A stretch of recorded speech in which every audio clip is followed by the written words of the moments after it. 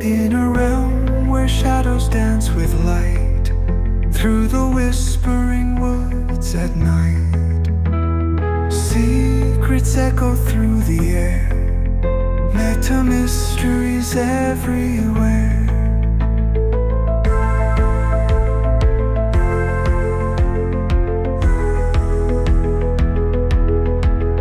Voices drift on winds untamed, words like spells that can't be named. Close your eyes and feel the sound, journey where no bounds are found. Open doors inside your mind, leave the ordinary far behind. Colors swirl and stars align, in the meta mysteries you'll find. Welcome to Meta Mysteries, where you don't know what you don't know. My name's Jonathan. I'm Sean. And today we have a very special guest, Shadé Bowman. Welcome to Meta Mysteries. Thanks for having me, y'all. We are so excited about this. You had reached out to us, talking to us about an experience that you had had. I know that there's going to be people out there that will say, oh, well, she didn't really have that crazy of an experience. That's just psychedelics. But we've had plenty of people on. Was it Cassandra? Cassandra. Yep. Cassandra is the one that told us, look, you got to stop looking at them like they're just mushroom experiences or DMT experiences or dream experiences or meditation experience. She goes, they're just experiences. Yes. And just look at them like that, because to the individual, it's real. It's an experience. It happened. Like, it is in your mind. So, I mean, I'm excited to hear this one and excited to get to know you a little bit. So can you maybe let's set the stage. You know, what were you doing on this day before you decided to dive into the ethereal realm? Well, we were having a discussion in our little Facebook group. It's called School of Divine Ascension. And we were planning to do a group shroom trip on the new moon, which was July the 5th. Mm-hmm. So that's what led up to me having this experience. Perfect.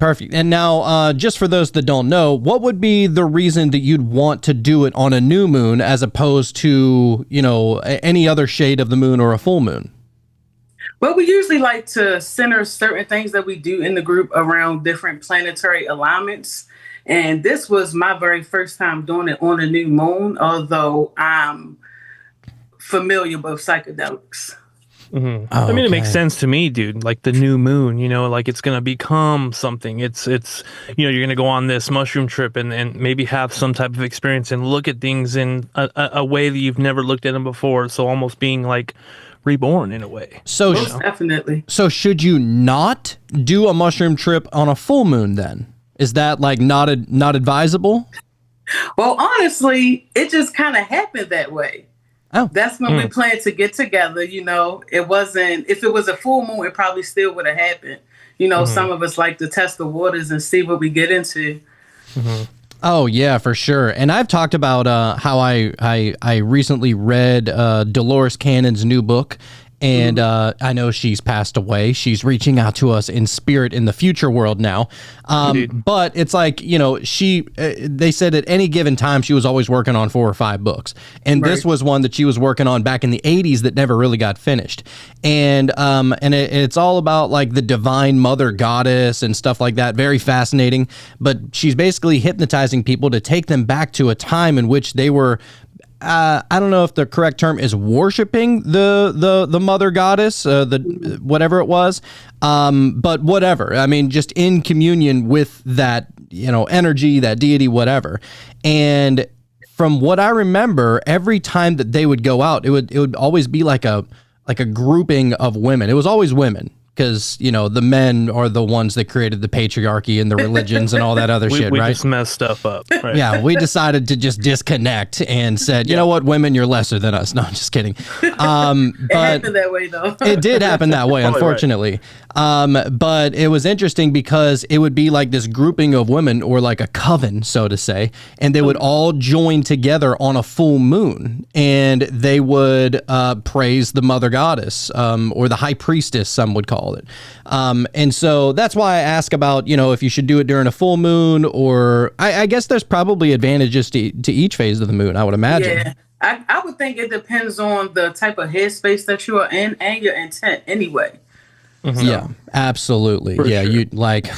I've been wanting to do it, but I ain't been in the right headspace here. Like, not terrible headspace, but you know how it is. Like, you want to make sure the waters are calm. You don't want to go in to a psychedelic trip whenever you're floating around in choppy waters looking for a life vest.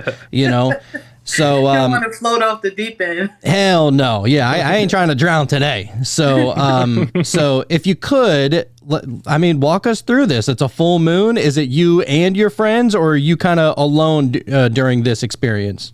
No, it was I'd say about 6 or 7 of us.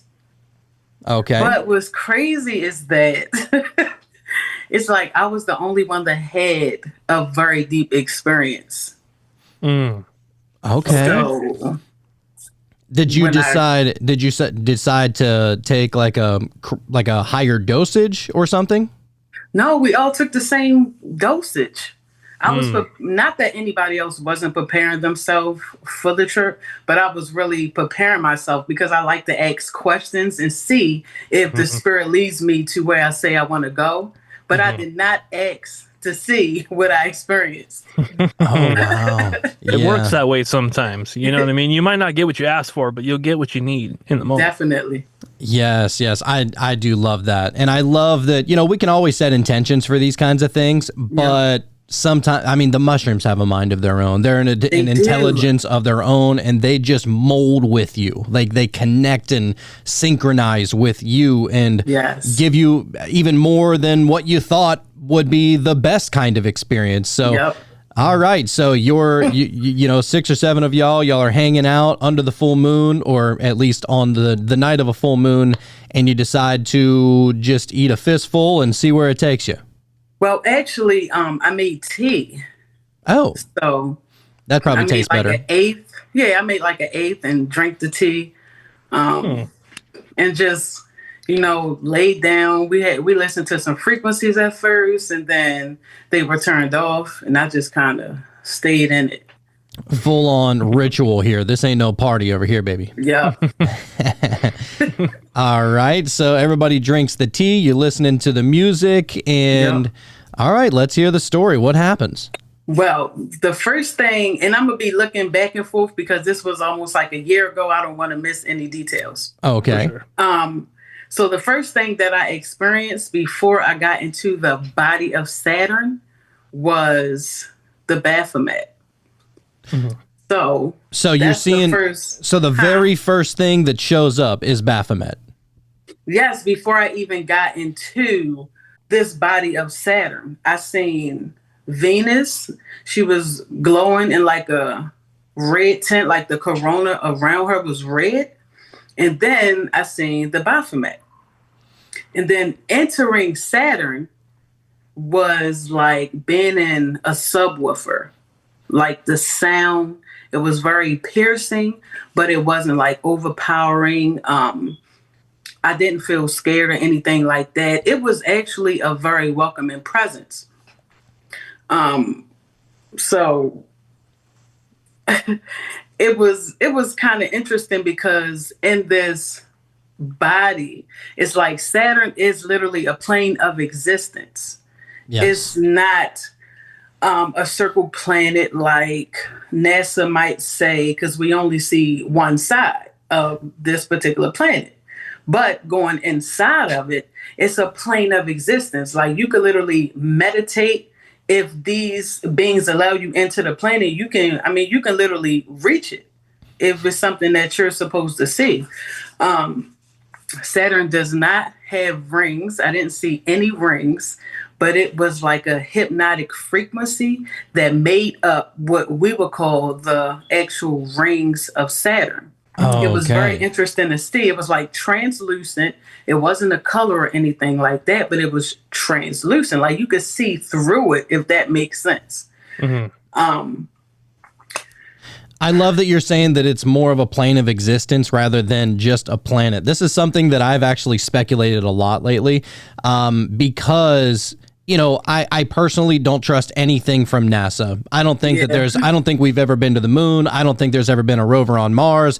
I don't think that we've ever even crossed the threshold of the, what is it called? The, I know what you're talking about. You know what I'm talking about. Firmament? Basically the firmament. Yeah. And, so I don't think that we can get I don't think we can get past it. I think that it's probably, I don't know what to describe this planet as, but I would consider it a plane of existence. I think you said that exactly perfect, because whenever you see videos or pictures of people just taking their telescope and they point it up at the stars or the planets, you point it over at Jupiter or Mars or Venus or whatever, that shit don't look physical. You know what I'm saying? Doesn't. That looks like some kind of vibration. And almost you can see the waves and everything going through it. And that's not to say that that's exactly what it is. I know we're looking through, like, as Jacob always says, 4 feet of water and 2 feet of dirt or whatever. But even still, you're still seeing some kind of not only wave function going on, but it's almost like it is emitting its own light source, which I do find... astrologically, it makes sense to me that each star would be its own light source. I don't know. Anyway, all right, let's... I mean, no, you're right, though, because technically it's like they are stars. You've heard of the older stories where people say, oh, yes, they're from the stars, or the people from the stars told me. Like, we recently started calling them planets, if you want to get technical. The Earth isn't but so old. You know what I mean? I mean, if you really think about it, it is encased under this dome. So, and if you really think about it, not to get too weird here, we're not a conspiracy show over here. I saved that for that's my daytime job. But but as far as, like, think about a planet. Like, if you were just to say planet, it's almost like a plane, like a small plane. Right? So it's like a plane of a small plane of existence, almost. Yep. You know what I'm saying? Yeah. So, and I didn't just make that up. I heard that from somewhere else, but it kind of clicks with me. But anyway, all right, plane of existence, you're there. What's going on? So now what happened next was there was no rings. The rings were a hypnotic frequency. It kind of surrounded the body of Saturn.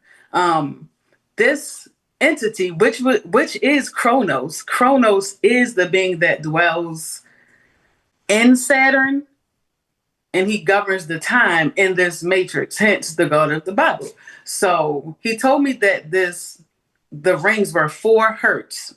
You can also look up 4 hertz to see how it may sound to you if you've never looked up, how the planet Saturn sounds.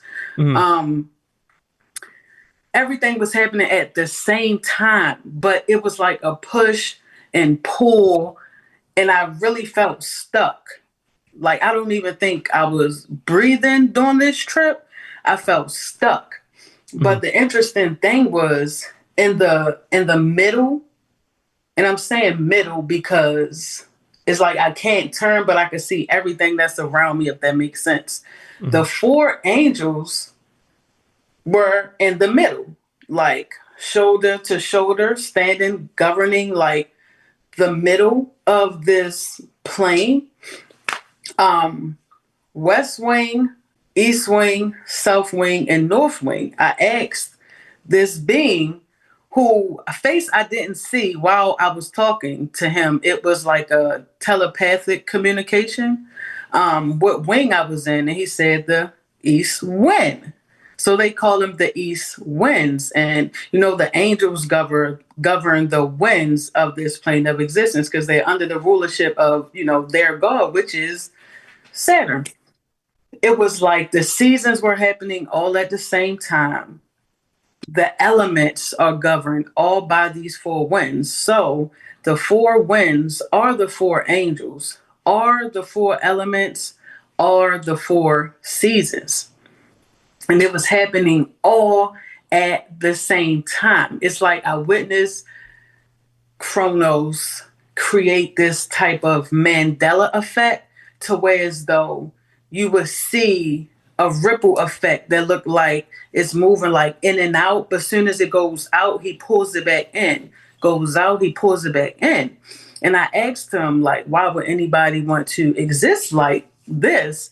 And what he said was they don't know they're existing. So it's like he's creating the push and pull because we're resisting the push and pull. It was real quick, not to cut you off, this push and pull, what exactly is being pushed and pulled? I might have missed that part. No, you didn't miss it. And that's the thing. It was like everything was being pushed and pulled at the same time because everything was happening all at once. Like all 4 seasons were happening at once. Mm-hmm. So you would feel the element of the water. Okay. But it's not wet.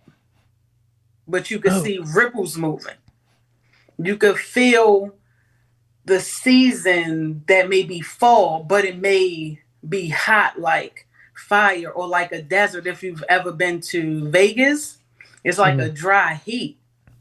So it's all happening at the same time. At the same exact time. I know that's probably really difficult to even put into words because it almost doesn't make sense. But the thing about the psychedelic realm or the ethereal world or the astral world, whatever you want to call it, a lot of the things that happen there are so intricate that they're almost impossible to try and describe what you're seeing. Yes. And a lot of times it might even come through, it comes through as like the 4th dimension or the 5th dimension or something like that. And the thing about those dimensions, and we've gone over certain dimensions and stuff like that, dude, the fractals are so much that if you try to really break them down and try and understand exactly what you're looking at, it'll almost break your mind. Like, it's so intricately deep that your mind will almost like overload, and it's trying to work overtime to try and figure out what it is you're looking at. And then it's like, all right, well, you know what? Fuck that. I'm just going to hang out here. I don't need to know too much. I'm just here as a visitor. I'm not moving in yet. It's like even then you only get a sliver of actually what you're seeing. You know what I mean? Like whenever we've described the laser looking show or whatever, when you close your eyes, it's like, yeah, that's what it looked like, but that's probably not exactly even what it was. That's just what your brain was capable of perceiving at that time. Yes. Yeah. You're right. So, all right. So you're experiencing all of the seasons at once. Yes. And it's like coming from the direction of the angels, which would be the winds that govern this plane of existence. They were color coordinated. The angel that had his back towards me, I couldn't see due to his direction. One was like the reddish orange. One was like blackish gray, but it could have been like a bright white. One was 2 tones of blue. It felt like I was going a little bit crazy, but it also felt very familiar. Mm-hmm. So I don't really know what that was about. Mm-hmm. It do feel like that. Huh? I said it do feel like that. Yeah. Because it's like, of course you never experience being inside of a planet before, so it's like you're trying to explain to other people as much as you can with as much detail as you can, but how can you explain something that you can't really measure it, right?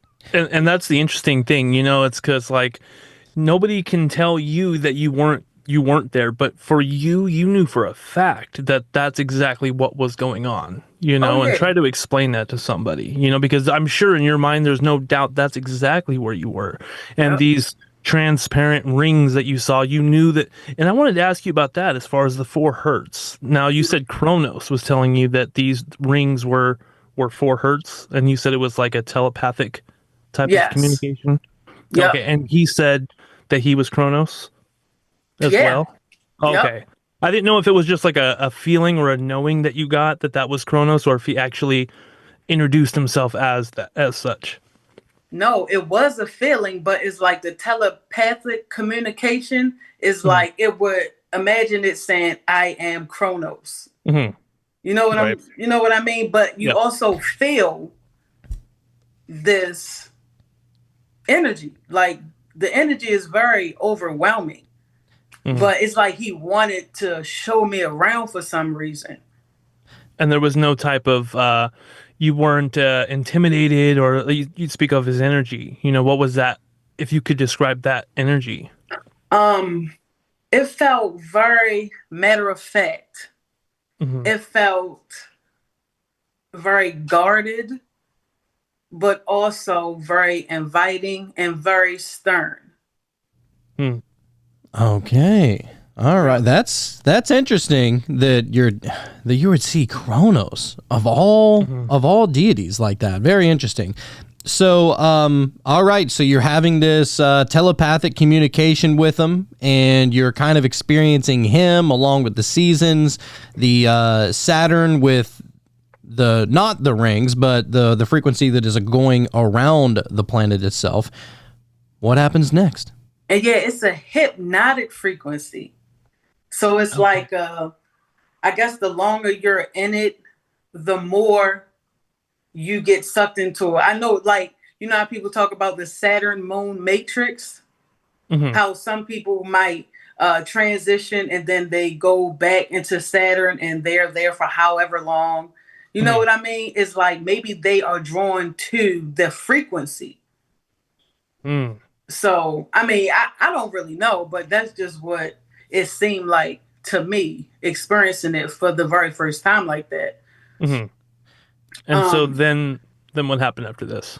Well, after that, we not trapped. A lot of people say we're trapped here. We're not trapped. It's like a mental fortitude to where as though if you can't reach your full potential, you'll be sucked back into a cycle that you didn't even know that you were in.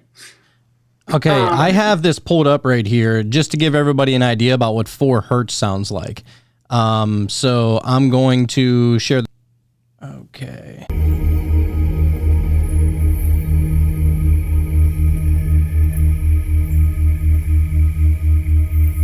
And imagine that being very loud.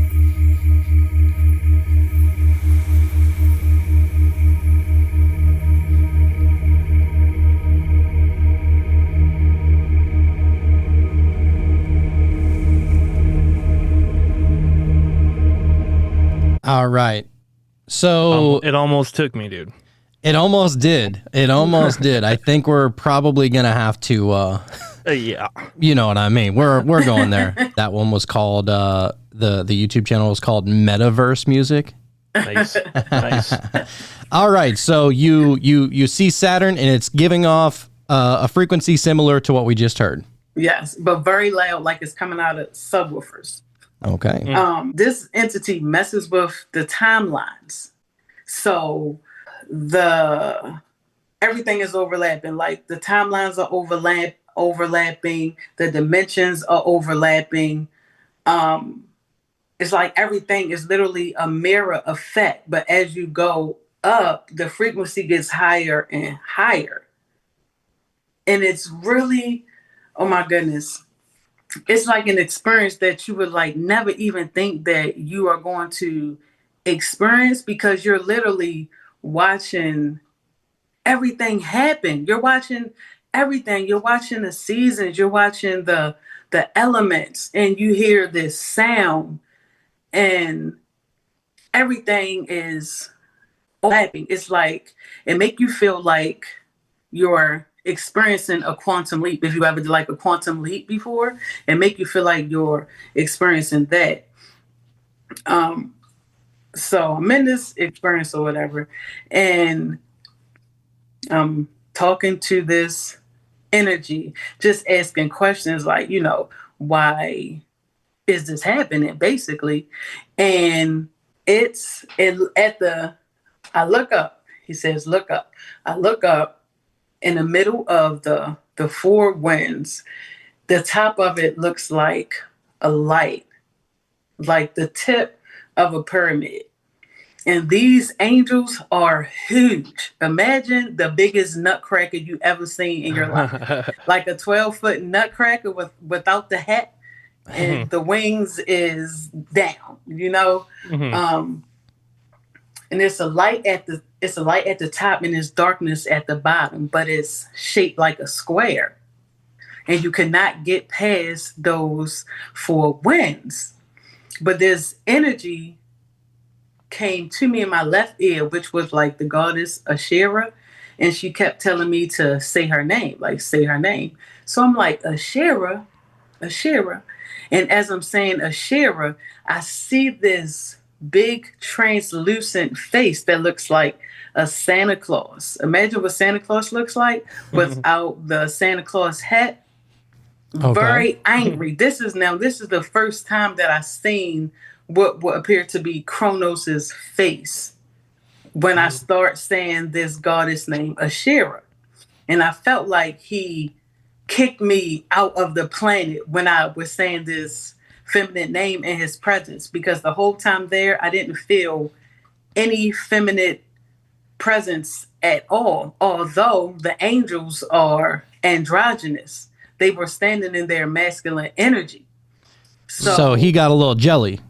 Yeah, he got big jealous, but the blocks started falling, cracking from the top of the winds and just falling. So I'm like, what are these black blocks? They just came out of nowhere, start falling. Next thing you know, I get up, catching my breath because I feel like I wasn't even breathing while I was in the experience the whole time. But I know that like the density or the air works different depending on where you might be. It was like time was fast forwarding and rewinding. I don't even know how long I was actually in the trip, but it seemed like I experienced so much in such a little time. It was like a crash course. You know what's trippy is that you can experience something like that feels so familiar, yet you don't have any recollection of actually ever being there. Very similar to like how a dream works. You know, whenever you go into a dream and you might have a whole different family, you got a whole different job, you're living in a whole different kind of house or wherever apartment, wherever you're living, and you don't even question it. It's like it's just status quo. You know exactly what to do. You know where the creamer's at in the fridge whenever you go and make your coffee. You know what I'm saying? Like, you know all of these details. But how is that? You know, and I think that whenever people are lucid dreaming, that is kind of synonymous with us being able to wake up in this reality and see it for what it is, that it's not just this it's not necessarily all brick and mortar and physical as we always thought it was, that it's more fluid like a dream is, and that you can wake up to it. And I think that that's what dreams are trying to show us in lucid dreams. But also, I think that whenever you take psychedelics, like Lord Byron says, it'll rip that veil right off your fucking face, and and you already know what it is. Because the thing is with psychedelics, unless you do something crazy like DMT or ayahuasca, you still have an identity in this reality while you're under the influence, or above the influence, as I like to say, on the psychedelics, right? Like, you might be experiencing something, but if you really needed to, you could get up and go to the bathroom. You know what I'm saying? You can get up and go take a little sip of water. So you're experiencing both realities at the same, like perfectly at the same exact time. And so it is interesting that you would be able to see what you're seeing here while knowing that you're still in your body, you're still you're still laying down, you're still listening to the music, you're still hanging out with all your friends who are also right there. So, I mean, that's what I like, is the like the meaning behind waking up in the dream. Like, that is the best part. But you know what I think, though? I always say you can go anywhere that you have been before in this construct. So I feel like it felt familiar to me because I've had to experience something like that on that plane or that energy before. Like, it's no reason why we should be able to dream or have a past life regression and you go somewhere that you've never seen in a physical life. That's because you've been there before. So it's really a remembering versus you're experiencing something new. Yeah, I absolutely believe that. And to be honest, I don't even know if the term reincarnation is correct. You know what I'm saying? Like, I think that there's a little bit more to it, because the idea of reincarnation, it would be admitting that you die in this reality. And I don't even necessarily know if we're dying. You know what I'm saying? Like, whenever you go to sleep, you technically are dying for the next 7-8 hours, and you wake up in another, like you're in another reality until you eventually wake up in physical reality and you jump back to this one.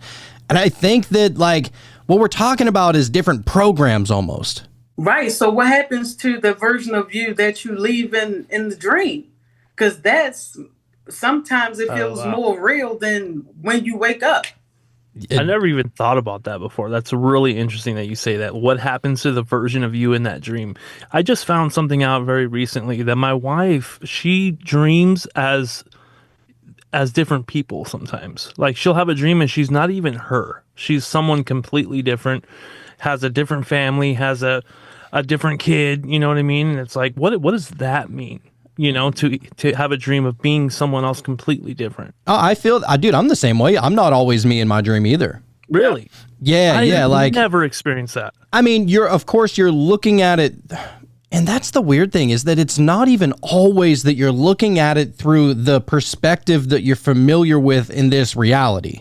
You know what I'm saying? Like, it's you because you are. Like, it has to be you. You are, it's the I am, right? Mm-hmm. And so you still have a sense of awareness, but it's like you're existing in another time, in another place, on another plane, in a different situation.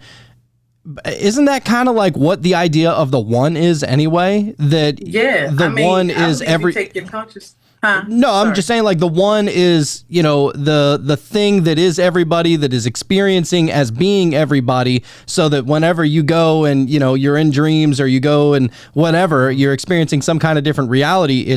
Could it just be a collective kind of memory of the one itself? Yeah. That's kind of what I was telling her. Oh, go ahead. I'm sorry. No, you good. I was just going to say that I believe you take your consciousness with you when you dream anyway. Right. So who's to say she's not dream walking into someone else's reality? Yeah. And this is what I was telling her, was that, you know, I don't necessarily even believe that she was dreaming of being someone else. I think she was literally kind of tapping into someone else's experience, you know, or maybe a memory. Maybe she was in someone else's dream. But I think that that's how all of this works as far as consciousness is concerned. Like, this has been a big thing that I've been thinking about, and I feel like consciousness is just like, it's everywhere, you know, and we're just like the container, you know, that has a little bit of it, and you know what I'm saying? And so it's fluid in that way. And it almost doesn't even really matter if it's happening right now. I mean, of course, everything is happening right now. There's no such thing as the past. There's no such thing as the future. These are all just illusions, right? But in our idea of reality being linear, it doesn't even have to be that she or anybody else that's having this kind of experience would be experiencing that right now, so to say. You know what I'm saying? Like, so for example, and you're not always going to go back and be a person. You know, maybe you're some kind of entity. Maybe you're fucking dog, or maybe you're a blade of grass, or maybe you're like this grand tree or something with so much wisdom and so much knowledge, and there's still an experience to be had just sitting in that energy kind of thing. Mm-hmm. But all right. So not to detract too far away, let's get back to the story here. Because it is like a dream. I'm a very avid dreamer. I dream almost every night, but I do a lot of dream work anyway.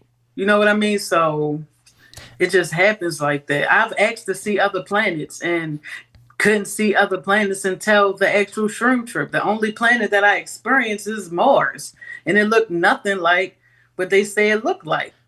That's it. It's interesting that you say dream work. Sean talks about that all the time. Yeah, and we still don't have dream journals. It's ridiculous. Yeah, what the fuck I feel are like we I doing? just forget my dreams so quickly that even if I had a dream journal, I feel like I'd only get like maybe one little detail out of it. And that's usually what it's like. I just have one thing about the dream that I really remember, and the rest kind of just blurs away like almost instantly. Like, why do we not already have a mini fridge next to our bed so that we can drink a little bit of apple juice before we go to sleep? Something. I mean, we should just be on that already. Yeah. Most of my experiences have been right before falling asleep. Like the other night, I had like this thing. I know that I wasn't dreaming, and all of a sudden it was like I stood up and hit the back of my head on something, or something hit me in the back of the head, and I opened my eyes and I was like, I wasn't even in that state where, you know, when you're about to go to sleep and then you feel like you're falling off of a cliff and you're like, whoa, you know what I mean? But this wasn't that. This was like a really fast snapshot of just kind of being hit upside the head, and that was it. It's like, what am I going to get from that? My daughter, what's there to gain? My daughter always does that shit. Well, she go up and slap the backside of my head, and she'd be like, "Nice, I like your cut, G," and then slap the shit out of the back of my head. I'm like, you little shit. But you should write them down, though, Sean. You should write every detail down that you remember, because what Spirit told me before, when it was certain dreams that I couldn't piece together, was to stop thinking that they were different. Like it was a whole timeline versus me trying to decipher one dream that I had 2 nights ago with the dream that I had last night. It's all one storyline. And ever since then, it's made so much sense. So sometimes you maybe try to get a message, and sometimes you don't remember things because maybe it's not time for you to remember, or the one thing that did stick out was what you should remember. Right. Yep. Yeah. That's kind of how I've been looking at it. Like, obviously that was the most important thing. That was the one thing that really stuck. So there's something there, you know? Yep. Yeah. Very interesting. Just going through the progression. You know? So, all right. What are we experiencing next? After that, I got up. I had a dream the next night, maybe like 2 nights after that, where as though I was in this ancient library, and it was a symbol, a ring. It was a symbol of a ring, a silver ring. And I was trying to pick it up, but couldn't really pick it up. And I was trying to sit down to take notes. On the left side, it was like this red room, but it had like Masonic books in there. And I couldn't enter that room.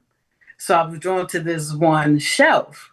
Now, what was on the shelf was a ring that was a symbol of Uranus, and it was a circle, the square symbol. So I asked my girlfriend, I'm like, what is this? I think they're trying to tell me something. But when you look up the symbol, circle, the square, is like you're containing something. So I'm like, was this a sign to like contain the energy that's trying to keep me hostage on this plane, I guess? You know what I mean? So I don't really, well, I can't say I don't know, because I feel like I do know, because ever since then, Saturn has been popping up in my dreams a whole lot. See, that's the thing. It's not so much, oh, I don't know exactly the answer. What it is what is it to you? Like in this moment when you woke up, what does that signify to you? You know, and I think whatever you think it is or believe it to be, that's probably the message that your subconscious or your higher self or whatever you want to call it was trying to give you. I actually feel that same way. I think that, and this is just my own personal feeling towards the situation, not just your situation, but, you know, futuristic readings or prophecy or anything else like that. I almost feel like they're not necessarily meant for the masses. They're meant for the individual that's receiving them. And so, you know, you'll have certain people and they'll prophesy that the end of the world is coming in 2039 or whatever. And it's like, they're trying to get everybody together, and nobody wants to be caught, you know, off guard, because look what happened the last time. You know, Noah tried to go around and tell everybody that it was going to rain and you need to build a boat. And so nobody, for some reason, everybody like learned a lesson from a story and applies it to life in that way. And so that's what causes them to believe in like divine prophecy and shit like that. And I'm not saying that divine prophecy isn't a thing. I'm just saying I would believe from my own personal standpoint that each one of these revelations, personal revelations that you would have during an experience like that, I mean, maybe it's just meant for us individually to apply to our own lives, So it's interesting that Sean brought that up, because I feel the same way. And so, all right, so you're experiencing. You go into a dream a couple of nights after the mushroom trip, and you go into this library. You see a Masonic type of bookshelf or something like that you can't go and touch, but then you see this other bookshelf with this ring that represents Uranus. Or Uranus, not my anus, Uranus, yes. but all right. So, what do you think this symbolizes? I think it symbolizes the fact that we're not trapped. It's like a mental thing, because who said we were trapped? Like, it's a lot of spiritualists that say, we're trapped, or a lot of Christians, a lot of different religions. You could probably be atheist and think the same thing. I don't really know what everybody thinks, but I think it was personal, for me.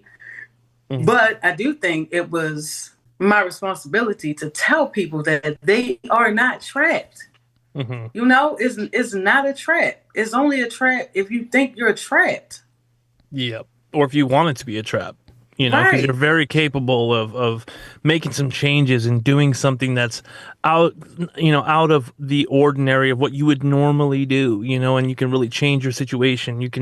It's really that malleable. It's just a matter of letting go of certain aspects of who you think you are, that you're not anymore. And sometimes, and I think everybody's probably gone through this, but I think that sometimes people find the idea of being trapped to be easier, because you're messing with the devil that you're never really going to have to give any kind of real effort to try and figure out how to get out of this box that you unknowingly put yourself in. You know what I mean? And so you see people like staying in marriages, staying in relationships, or staying at a job, or putting themselves through something that they feel as if they're trapped there, but bro, like, you're not. Like, you're the one building those walls. You're the one that's building the veil. And so yeah, that's interesting. So your experience with this is kind of just to tell everybody that, like, yo, you ain't trapped at all. Like, listen to the story, believe what you want out of it, but the allegory behind it is that you're free. Just be free. I mean, yeah, because how a lot of people say that Saturn loses his rings and all of that. What I got from that, being as though I didn't see any rings, but it was a frequency. If everybody raises their frequency, how could anything keep you hypnotized to a frequency that you didn't even know you was locked, quote unquote, locked up into? So it's like, as much as people are raising their vibrations right now, and a lot of different people are waking up or being more enlightened to, I guess, themselves, because this really is about getting to know yourself and trying to, ascend up out of here. I mean, that's what it's all about. That's where I think the Saturn is losing his rings is actually coming from. More people waking up and tapping into their own power, no matter what you believe or what side of the fence you on. As long as you believe that you are, then you will be. So those rings being the illusion, and they're dissolving, and that's why they're transparent. You're starting to see through them. Okay. Reading the code of the Matrix. Exactly. That is really trippy too, because first off, just so I'm clear, are we viewing the rings almost as shackles, like in the devil tarot card? Like the devil has the two people in the tarot card with shackles, but then you turn the card upside down and the people can fall right through the shackles. Right. Is it kind of like that? You know what? When you put it like that, it can symbolize that. Although it doesn't look exactly like those shackles, because those shackles could mean also the shackle of breaking through the illusion as well. Damn. So, All right. So this is symbolic on a few different levels. It might mean something different to you than what it means to me. But as long as, you feel something from it, that's what I think that's it. Actually matters. Holy shit. That means a lot, actually, because if we're looking just symbolically here as Saturn and then the rings around the Saturn being some kind of shackles, well, and then oh my God, and then you brought up fucking Kronos and you mentioned Santa Claus. This is getting weird because literally those are all representations of Satan. Like Saturn is Satan. Santa is an anagram for Satan. And Kronos, I believe, wasn't Kronos the one that was like eating the heads off of his kids or some kind of shit like that? And yeah, so like kind of a little satanic right there. But then I looked this up and it actually says Saturn is losing its rings right now due to a phenomena called ring rain, where icy particles from the rings are being pulled into the planet by gravity. Current estimates suggest that the rings could disappear fully in 100 to 300 million years. Oh shit! That sounds crazy, doesn't it? That's not very long.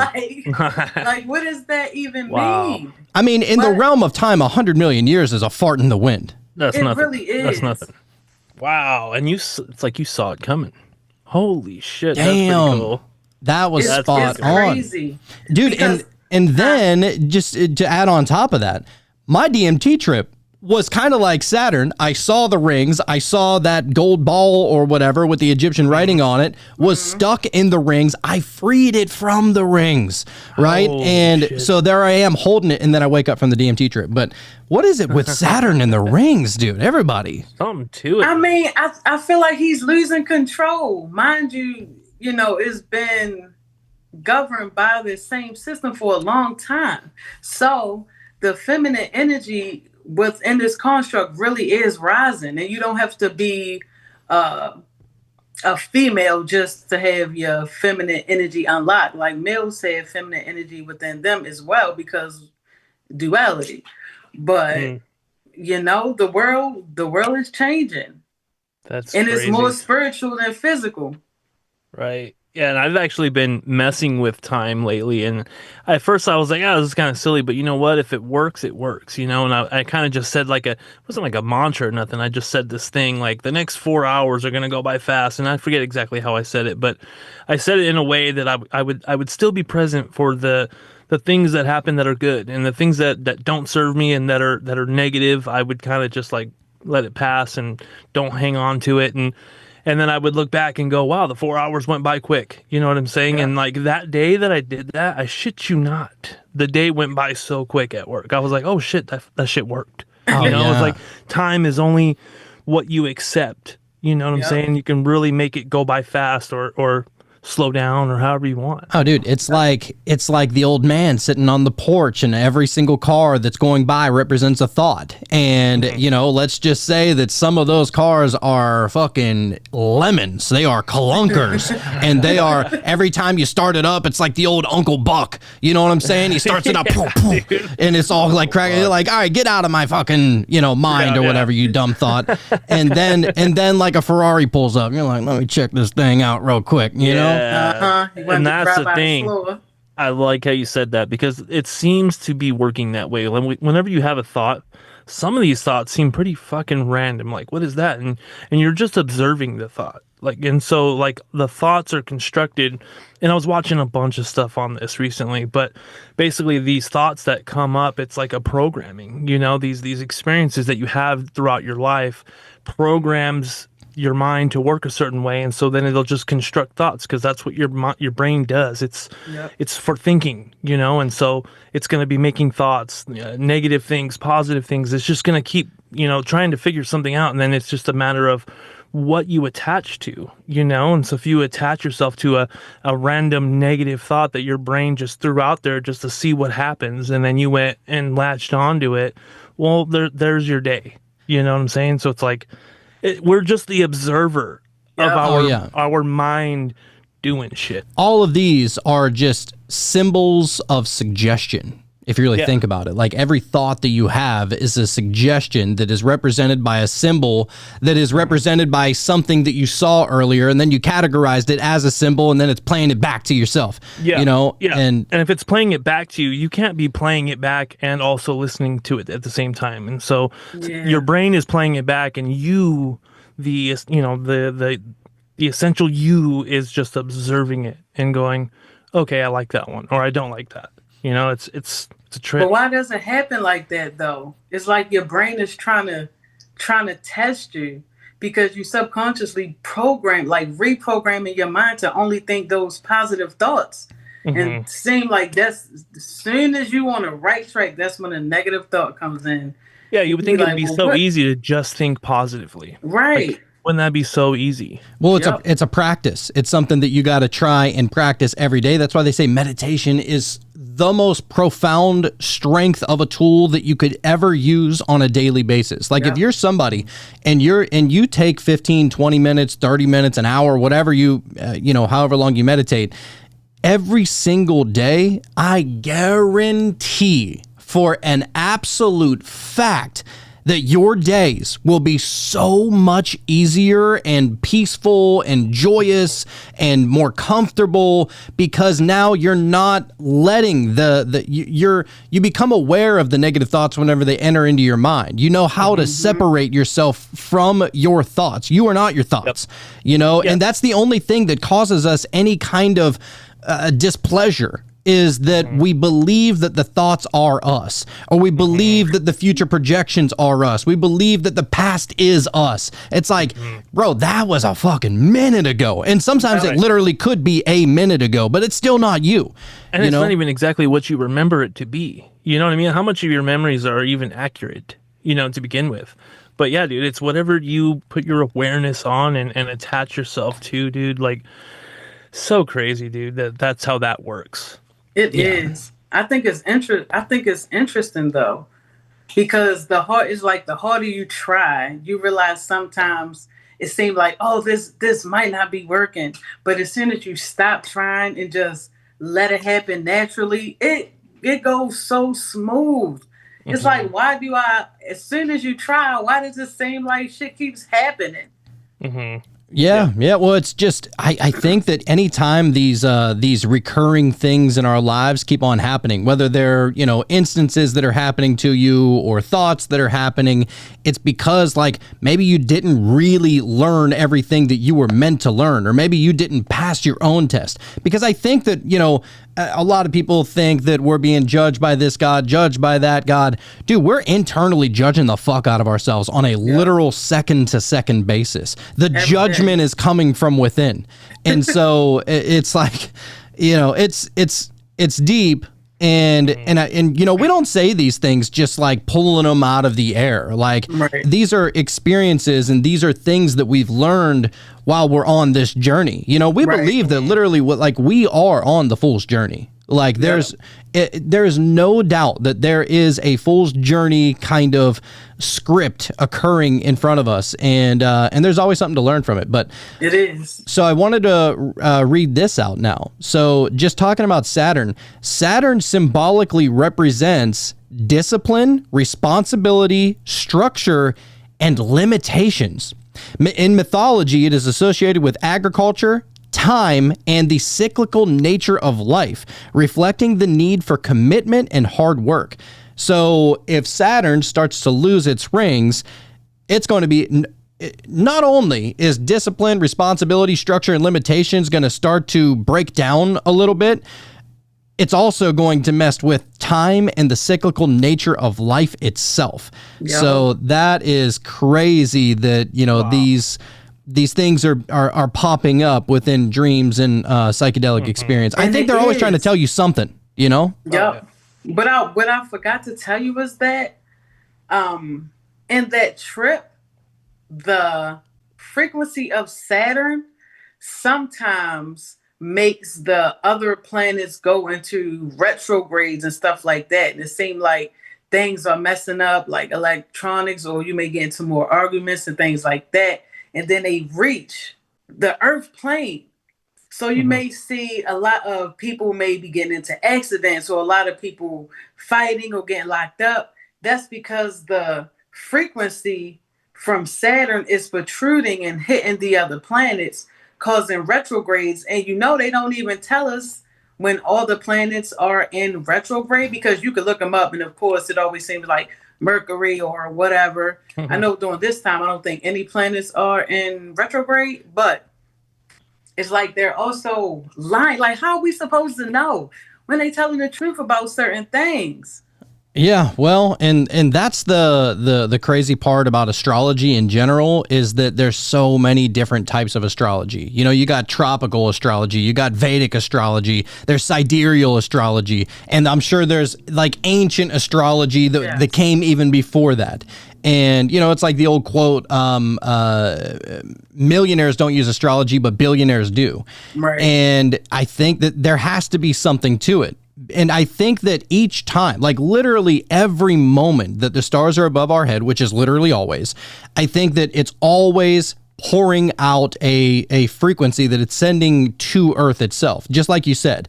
And I know that some people will be like, oh, it's sending out a frequency, it's sending out a vibration. You're going to tell me just to love everybody now? But it's like, yeah, kind of. But at the same time, instead of looking at it like it's a frequency, you could just like use a different word and call it an algorithm.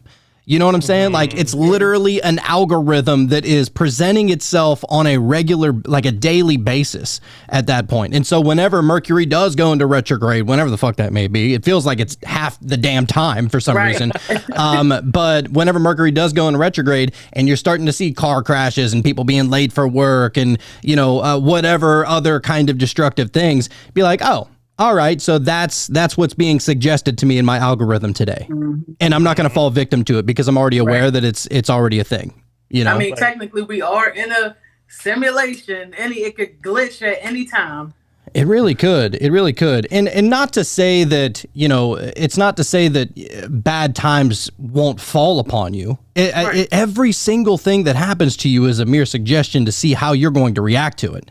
It's just like the Oracle talking to Neo. It's like, what did she say to him, Sean? You're not here to...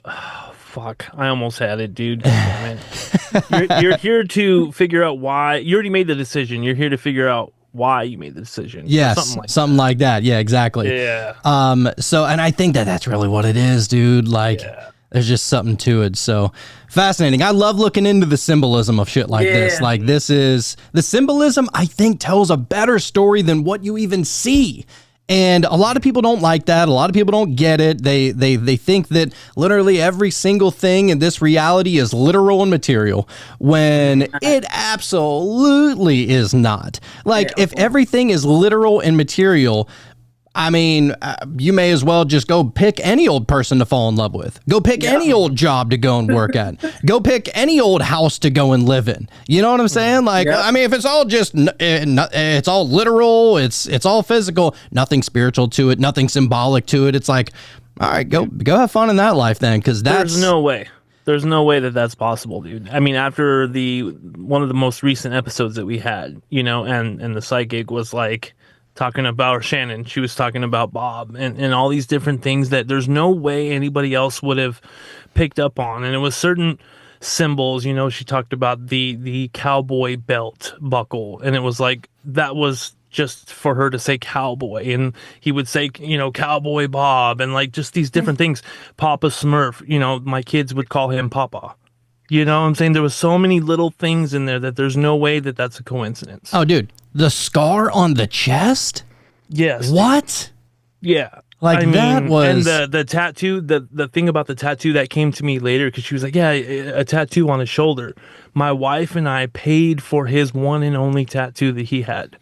And so just like so many little details like that there's no way that was just thrown out of a cannon and I'm making shit up now. Well, No Sean, you know what that is that, Shannon, she's not connected to God and to the light. So that was actually a demon that was the local demon. Yeah. It tapped into her consciousness, which tapped into your consciousness. And ultimately you're just being deceived by the dark. That's all it was, Sean. It was still cool, though. I don't give a shit where it comes from. It was still cool, though. Yeah, dude. So, yeah, psychics. And that's the thing that she was trying to say too, is that we can all really tap into that. Yep. And dude, I shit you not, ever since then I've been trying to just like see what happens, like what random thing comes to my mind, and I'll see if it applies like later in the day or something like that. It's happened a couple of times already, dude. So I think that it's so important to pay attention to the random ass thoughts. Don't necessarily like encompass them or embody them or get too stressed out or too excited or whatever about them, but just like for some reason, a word that you haven't thought about in the longest time, you probably never even said it, and if you have, you probably said it 5-6 years ago, whatever it is. If that flows into your mind as a thought, just see what happens the later in the day, or see if somebody else mentions it or something like that. I have an example. So we had her on, and then I started watching the NFL draft, right? I'm a super NFL junkie, and go Steelers. But so that was going on, and earlier on in the day, I started thinking of this. This is going to trip you out, dude.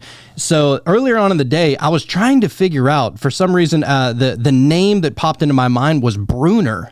And I was like, Bruner, that sounds really familiar. And I was like, why would that just pop into my mind? And I was like, oh, maybe it was supposed to be Bruiser, because my cousin one of my other cousins had a dog named Bruiser, and we ended up getting our puppies from that litter or whatever, right? And so I was like, all right, I'll just put that on the back burner, see if anything pops up. Later that day, the Steelers, this is on Saturday, I think. And the Steelers end up drafting a guy named Carson Bruner, whose dad was Mark Bruner, who used to play for the Steelers like 20 years ago. Holy shit. I was like, what? So you cracked the code. Where did I pluck this from? That's pretty much what Shannon was saying too, as far as just she would say like, oh, I'll just keep talking and just keep throwing things out there, and because it's a quick thought that she doesn't sit there and think about and go, should I say this, should I not? It's just it's a constant like stream of consciousness just flowing out, and I think that's how it works. Yeah, like just open channel. Yeah, exactly. And today was kind of a weird thing. I mean, it's not necessarily psychic powers or anything, but I was watching a bunch of YouTube videos about Carl Jung, and he was talking about the shadow and fear, and fear tries to keep you in a place of safety and comfort, for the ego and blah blah blah, and you got to shed light onto the shadow. And I'm at a stoplight and I look over and there's a sign that says shadow window tinting, or shadows window tinting, and I'm like, just so random little things like that just happen in this world. That's like, it just leads me to believe that this place it's just magical. Oh, and then tonight, and then we get Shadé. Your name looks like shade to come on to the show. Like, yeah, right. That is pretty wild. Nuts. But just out of curiosity, so they say that when you're out in the sunlight, it's warmer. When you're in the moonlight, it's cooler, right? And then you go into the moon shade, it's warmer. Whenever you go into the sunshade, it's cooler. It's like complete opposites. If one of those was you, would you be in the moonlight, in the moonshade, in the sunlight, or in the sunshade? Definitely the moon shade. Hell yeah. All right. I'm a moon baby. I like it. I like it. For sure. And I'm such a night owl too, that like staying up till 3:30 is literally nothing every single night. Yep. And I don't even care that I miss out on the morning. Morning's pretty weak, to be honest, for me anyway. But all right. So anything else we want to dive into right now? I mean, I'm an open book if you want. I'm heavy into the subconscious. I do a lot of dream work. You want to know something funny? You remember the tarot card that I made for you and Sean that said Meta Mysteries? Yes, I do remember that. That was me. Oh, I had a feeling. Yeah. I had a feeling. because I thought I recognized the name, but I wasn't sure. But that's cool. Yep. Whoa. All And right. you sent it on the Instagram, probably, right? Probably. Right. Yep. We'll have to Because pop I that do up on the screen. personalized tarot cards so That's that you cool. could attach your own personal power to them, and you could use it for like when you want to manifest, if you want to carry it with you, you know. So. Okay, yeah, we can definitely check that out. And it's so funny too, because literally all day I've been working on trying to figure out like how to create the intro movie for Meta Mysteries, and it's all so cool. it's all tarot cards. It's just me and Sean going through the Fool's Journey. Oh, that's pretty cool. Yeah, he was telling me about it. I was getting so excited about it. Oh, dude. So you always say it's no coincidences, so. Oh yeah, and it's like it's gonna be so sick. I can't wait for everybody to see it. Yeah, I can't wait either. All right, so yeah, I'm trying to pull it up here. Okay. I just had to type in an authentication code for some reason. And all right, so I want to, because I really wanted to see what you sent us. Sean may have sent it to me. I just, I don't This remember. was a while back, though. Yeah, it was a while good ago. minute. I've been listening to y'all for a while. Okay. That was a good minute. Let's try and see if we can find it.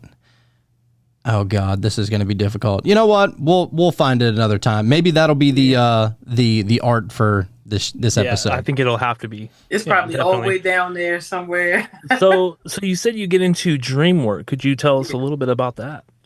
So I make like subconscious mind oil, and my girlfriend, she does make a lot of psychic oils and stuff like that. So I work a lot on my third eye. I do my best meditations before I go to sleep because I like to drift off into sleep. And I ask questions for things that I want to see in the astral before I go to sleep. I've And heard it of this. always happens, whether it takes 1 day, 2 days, or 3 days, 3 days tops. It always happens. Wow. I've had to help people out of the hell realm in the dream state before. What's the hell realm? Well, you know how some people say it's different versions of hell. Like some people say that Earth is a hell realm. Da, da, da, da. It's just a higher level of like hell realm, right? Okay. But imagine someone's hell being stuck in their grief. So somewhere in the astral, all they do is play out grief all the time. All the time. They experience nothing but grief. It's like a realm of grief. It is like a realm of sadness. It's a realm of people who've passed away too young. It's a realm of people who were like in gangs and stuff and got, killed in gang violence. It's so many different types of hell realms. And sometimes people need elevation out of those states. Okay, I'm with you. So, yeah, that's basically what it is. And that's the kind of hell that I really think is what's real, is when people are in a depression or like you said, going through something like that to where everything kind of looks foggy or black and white, and it's just it's a draining type of experience. And that, I believe, as far as I know, I think that's the hell that I believe it. Yeah, it's that, and it's foggy. That's the thing. It's foggy in the hell realm, and it's not hot. There's nothing good there. It's actually cold. It's actually cold in a hell realm. But if you die in or transition in a low vibration, that's the vibration that you'll ultimately be in. So some people need help out of those states, and they need light to show them out of those spaces. So yeah, and when you're in that space, it's like you are only expecting the negative shit to happen to you. And so then, of course, that's exactly what you experience. So it's like vibrate high and expect good things to come, and then that's what you're going to notice. Those are the types of things you're going to see and experience. And I believe that that's how that works. And it's really sad when you have to like help a kid or like save a kid, and you wonder why a kid is like in a state that they're in. And some people are in a realm where they don't even know that they've died. That's also pretty sad. But it's like you can capture light and assist these people, because when people transition, they're not dead. You know how some people think they're just dead, but they still need energy. Why they still need energy. And that's why a lot of people should look more into like venerating their ancestors and stuff. You know what I mean? Because they always follow the light. They always follow the light. That's all they look for is light. And they can get elevated out of certain health states. Dude, you know what's wild is that so we just went on that cruise, and you know, on the cruise you only get access to a couple of channels on, which is surprising you even get any. But we're in the bunk room, and we're watching TV. It's after the whole day or whatever, and we're watching one of those like a ghost show. And there was a video that somebody caught on like their security camera or Ring doorbell or something like that. And what they caught is that this deer got like run over, right? And so it got run over, and it's in like real bad shape, and it's laying down in the middle of the road, and not dead yet.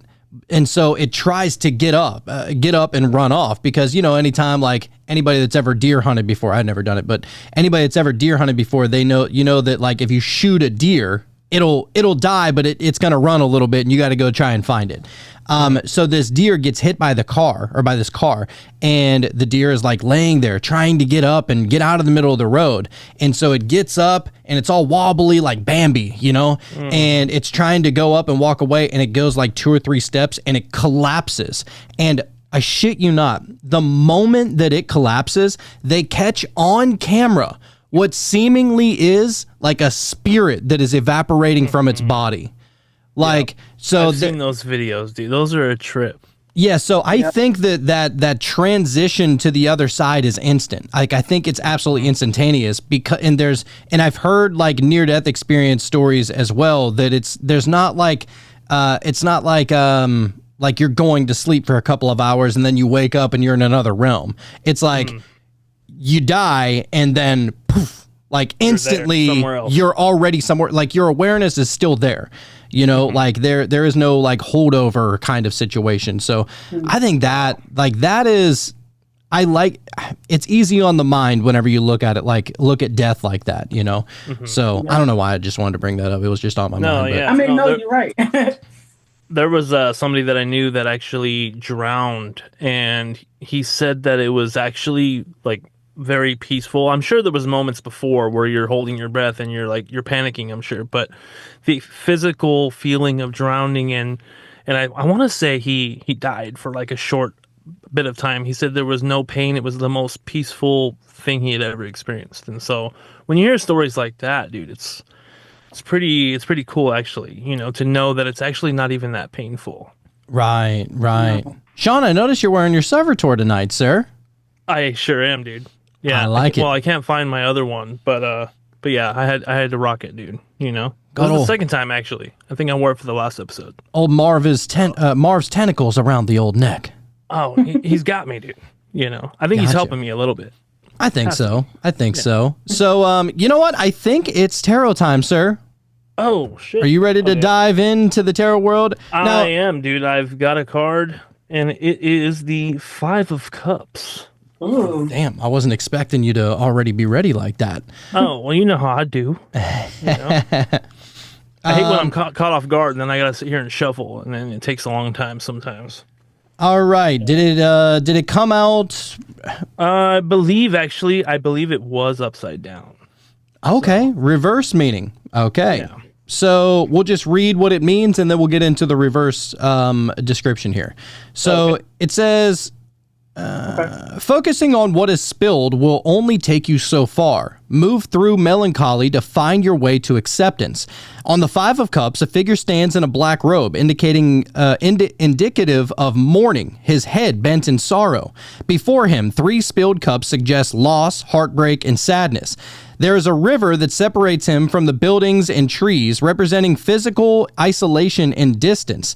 Behind the figure are 2 upright cups, as well as a partially obstructed bridge. If he could only turn around, he would see that not all is lost. And not only are there still cups standing, there is another way for him to get back to civilization. The journey may take a while, but he will get there. So the reverse meaning behind that, it says the reverse 5 of Cups in your reading is a hopeful sign, showing that you have turned a corner in how you perceive your situation. Seeing the silver lining and accepting the truth puts you on the path to healing and growth. I like it. Damn, I like it. that kind of rhymes with what we were talking about there, though, right? I know. Like just right there at you the want end. to know what's crazy? Let's hear it. What's crazy is that, so I go by Divine 5, right? So 5 is like my number. I love the number. Cool. I resonate with the number. That's why I go by Divine 5. I literally have number 5 embedded in my right eye.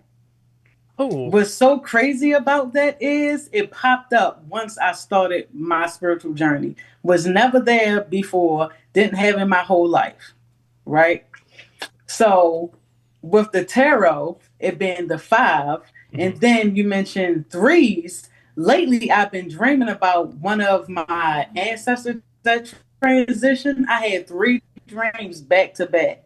So I always look at the number symbology because I love numbers too. So I'm like, wow, I definitely resonate with that because I was feeling some type of way, like, what do you, thinking about what she wanted, does she need extra light? I mean, we just had a veneration. It couldn't be that. So I'm like, maybe she actually wants to tell me something, because you know how sometimes when you're in a dream, you might want to cry, but you can't cry. It's like certain places you go, you can't cry. So you just like scream, but you feel like you're crying. And the first dream, that's what happened, because I was telling her that I missed her so much.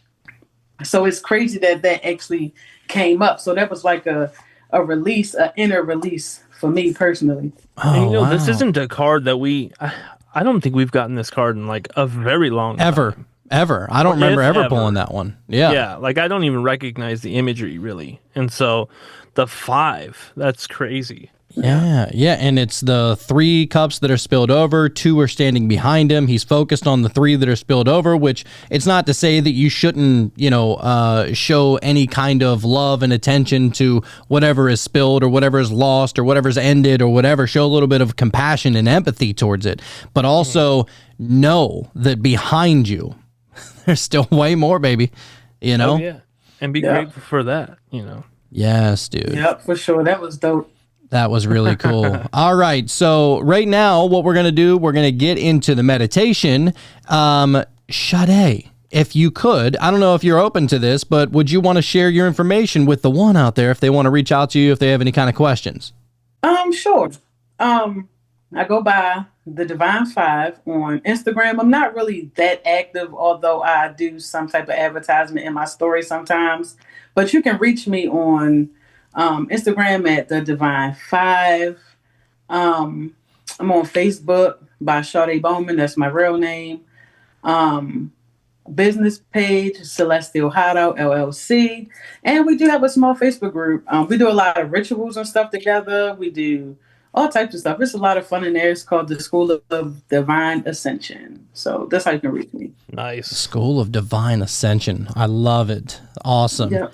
Well, thank you so much for coming to hang out with us and sharing your story. We love diving into the esoteric meaning behind what certain things, mean, and very interesting. I mean, so symbolic. Everything's so symbolic in that trip. And, normally, at least for me, I don't see a lot of symbolism of things like that, but the way that you were able to pull it out and try to really describe it and try and see what it means and what it represents in your life, what it means for the world, what it represents for the world, what it's showing you that you need to represent and almost teach to the world, as far as just that you're not trapped. It's not the Anunnaki story of Enlil and Enki that are just putting you on this prison planet. You can think that way, but it's more than that. And so, don't put yourself in shackles. Free yourself. Free yourself, girl. Yeah, I like dude. it. Thank you, Shadé, for coming and sharing your story with us. And of course, we're going to get into the meditation, but just thanks again for taking the time. Yeah, thanks for having me. I'm definitely a fan. Awesome. Thank you so much. This was awesome. And for anybody that wants to be able to meditate and tune into the rest of this podcast, You will only be able to find that over at patreon.com/metamysteries. The Meta Mysteries Patreon is also the only place where you'll be able to listen to this completely ad-free. So whether you're watching it on YouTube or you're listening to it on the Cult of Conspiracy podcast, you're still going to, have interruptions of commercials and stuff like that. And so the best way to get away from the commercials and the ads and all that kind of stuff is to come over and check out patreon.com/metamysteries. And if you sign up for Wonder Wednesday, you'll be able to join us every Wednesday night at 9 p.m. Central for the Join the One. You come join the One. Let's get into some weird mystical kind of shit. And we always have somebody awesome on, or there's always some kind of awesome topic that we get into. And it's going to be so much fun. As a matter of fact, this Wednesday, we're getting your boy, Lord Byron Jester, to come he's going to be coming on to the live show, and it's never a boring time. It's never a boring time with the magician. It's going to be great. It's going to be great. Yeah, and also, thank you all for listening and just being a part of our journey and letting us be a part of yours. Thank you guys. Yes. We are not leaders by any means at all. We're only 200 some episodes in on this journey, and still babies. Oh, dude. I mean, this podcast will be infinite. You will be able to listen to it in the ethereal realm when you pass on. I promise you. If you find yourself on Saturn, you can get it there too, probably. Yeah, just be like wherever podcasts are streaming. Like, Saturn, tune me into the Meta Mysteries podcast, please. Yeah, right. So Kronos is like, God damn it, no. You can listen from any dimension, guys. Kronos is like, God damn it. That's funny. All right, so we appreciate everybody, following us on this journey and joining us on this journey, and just wanted to say thank you to all of the one out there. It has been an awesome journey. Cannot wait for the road ahead. But look, if Shadé came here and she taught you anything, it's that you don't know what you don't know. So don't just get weird. Stay weird. In a realm where shadows dance with light, through the whispering woods at night, secrets echo through the air, meta mysteries everywhere. What do you guys think? That was nice. That is very different from other frequencies we listen to. Isn't that crazy how just listening to a frequency can just show you things like that?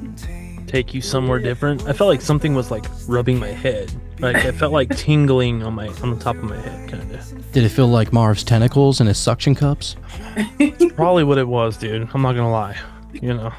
That's awesome, dude. I was at first, because it had been a minute since we meditated, and I was like, all right, let me just calm myself down. I was trying to think, like, what do I normally do to get into this state? And I was like, oh yeah, just turn my brain off.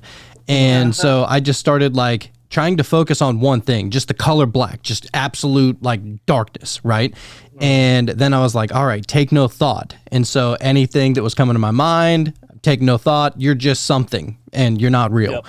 And then I just started focusing on my breathing a little bit. And then after a while of just only focusing on the breathing and the darkness, I eventually like was taken to a place, but like from above in a weird way. So like I remember I was like looking from like maybe 50 feet above, maybe 75 feet, something like that. Not very high up, but I was looking from above as if I was like an orb or something like that. I didn't see whatever I was. I just know what I was seeing.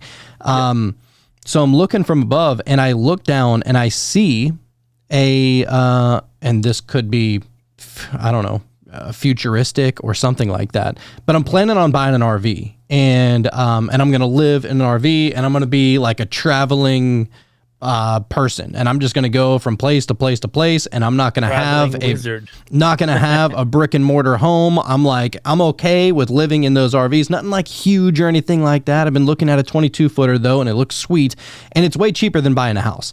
So for my situation, it works. It's like perfect. It's like the perfect puzzle piece. Right. And so, I'm looking, and I feel like I'm looking down at my, RV, right? And I'm looking down at it from above at an angle, and I can see it, and then like the wind chimes were going off, and I was like, oh yeah, I'm probably gonna have wind chimes hanging off of my RV or something. Dude. And it was like out in the desert with mountains, and but I was like the only one out there, and maybe I had like a light pole or something like that, like to light up just the intermediate area around the entrance of the RV, right? Yeah. And it was like kind of ominous.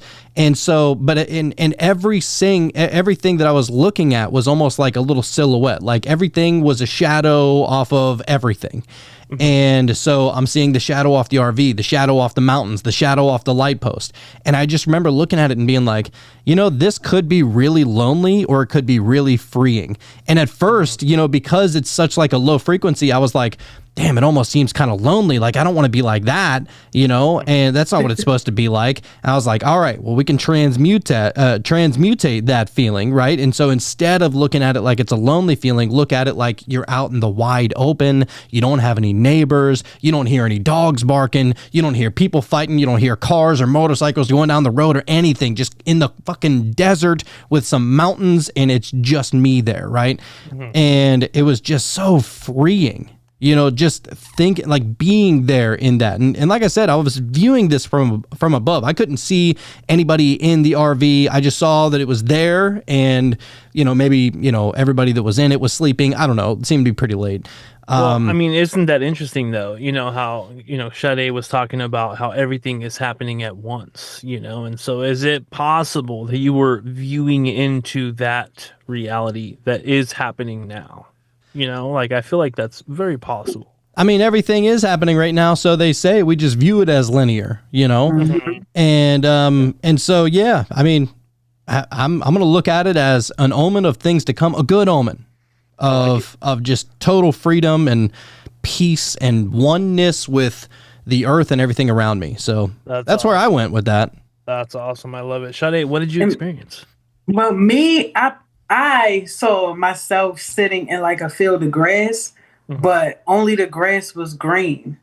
Nothing else around me was a color. And I was sitting in Indian style, which of course I'm not sitting in Indian style now, but I was sitting in Indian style in the grass, and the grass was just like moving around me. And I was just looking around, but it was no other color, just green. So I experienced some type of nature too. But it was just me. That's like, cool. I don't know why it's like that. Maybe a lot of earth signs have a desire for that type of freedom or exploration. Right. You know what's cool too is that everything's all green, everything around you, and so I was thinking about this actually earlier on in the show, and I heard somebody else mention it about, you know, the earth is technically an anagram for heart. You just rearrange the letters. It really is kind of like heart, right?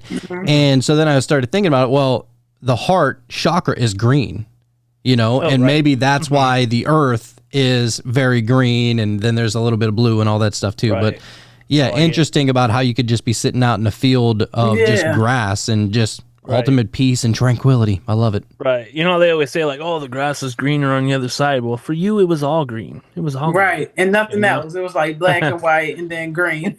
Right. And you know what's really strange about that too is whenever you're there, it's like that's all that exists. You know, there is no other side. You're sitting in the all that is. Like that's what it feels like in the moment. In meditation. It was very peaceful though. Oh, yeah. Shauna. I didn't I didn't go anywhere. I didn't experience like anything too crazy. I was really just trying to observe the thoughts. You know, I've been covering a lot of this, you know, in my own time, you know, just looking into Carl Jung and the subconscious mind and all these different observations. And so I was really just trying to kind of just see what pops up, you know, if anything just popped up, any symbols, anything like that. And it was really strange because earlier in the show, we were talking about how when Shannon was talking about as far as whenever a random word comes up, you know, that you weren't necessarily thinking about, it just kind of popped up. And a word that popped up in my mind for, I don't know what reason, but shoebox. That was something that popped up in my mind. I was even debating if I was even going to bring it up, you know, because it just sounds silly, you know, shoebox. But I don't know. Maybe somebody listening, maybe that'll resonate. I don't know, but yeah, pretty random. All right, shoebox to the one.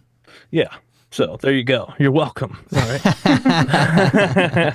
Somebody's getting some new shoes up in here. Yes, so. But yeah, dude, nothing too crazy. But it was nice though. Other than like the massage on the head, but yeah, that's pretty much it. Do you ever, whenever you're in meditation, especially whenever we're listening to like a meditation music like this, do you ever in your mind think, if you would just open your mind or open your eyes, that the amount of time that has gone past?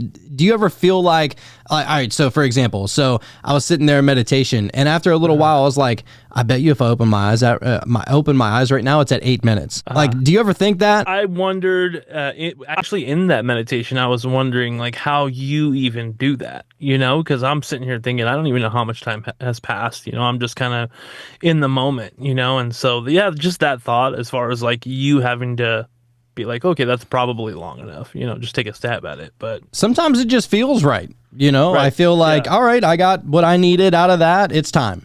And sometimes that takes 10 minutes, sometimes it's 15, sometimes it's 20. But, and the thing is that whenever you're not meditating as regularly as you should, it's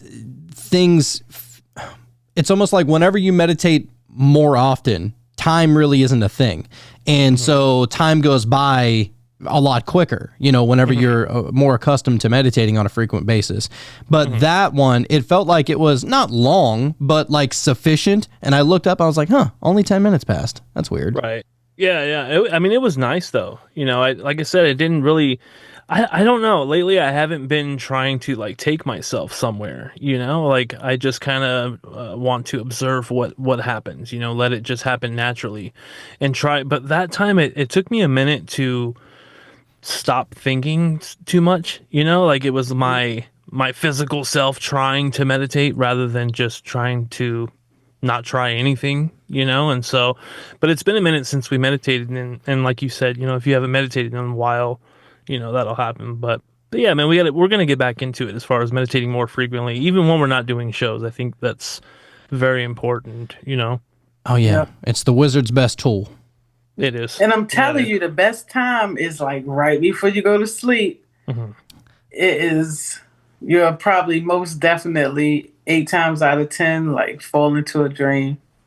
Yeah. I think that's usually, for me, that's when things tend to happen, like more frequently than not, as far as certain things happening in a meditation. I feel like right before I'm about to go to sleep, and I'll sit there in a meditative state, and I've experienced so many like mystical type weird experiences that I can't quite explain. Like just recently, I was laying there, all of a sudden I saw like this flash of like an image, or like maybe it's like a dream, and it's like a wire was like hanging, and it was like swinging back and forth, and then all of a sudden it like made contact with the wall or something, and then a bunch of sparks shot out of it. And then I like opened my eyes, and I'm like, that's weird. Like, what was that all about? But it was just so random. And the very next day I was parked at work on my lunch break, and I was having lunch in my car, and I look across the way, and there's an electrical pole with a wire hanging, and it's swinging back and forth. And I'm like, that's interesting. So like, that's probably been there for forever, for all I know. And maybe that dream-like thing that I experienced only brought my awareness to even notice it, but either way, it was pretty interesting. I don't know what to do with that. That is interesting though. It's just a little breadcrumb, Yep. Yeah, dude, something. Keep you on the trail of awareness, of looking out for things, Yeah, that's it. All right. Well, I guess we'll wrap it up right there. This was awesome. Thank you so much for hanging out with us, Shadé. And anytime. Yeah, dude. Thanks for reaching out. And this was a fun one. Anytime we can get Psychedelic up in here, dude, fucking sign me up. Say less. Yep. Say less. Yes. So, all right. Well, I guess we'll see everybody for Wonder Wiz Day, and we'll see you on the flip side. Bye, guys. See ya.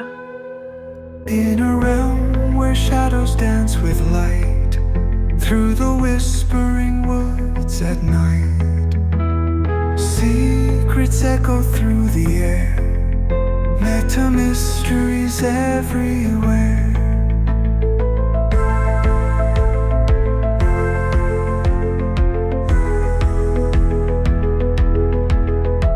Voices drift on winds untamed, words like spells that can't be named. Close your eyes and feel the sound. Journey where no bounds are found.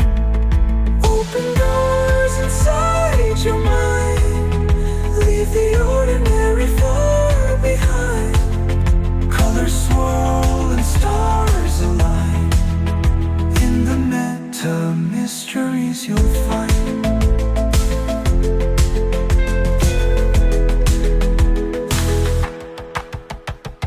Tales of ancient power rise from the depths of crystal skies, where the unseen comes to play. Lost in dreams, you lose the day. Chanting truth from ages old. In the unknown, we are bold. Let the podcast guide your sight through the veil of silent night.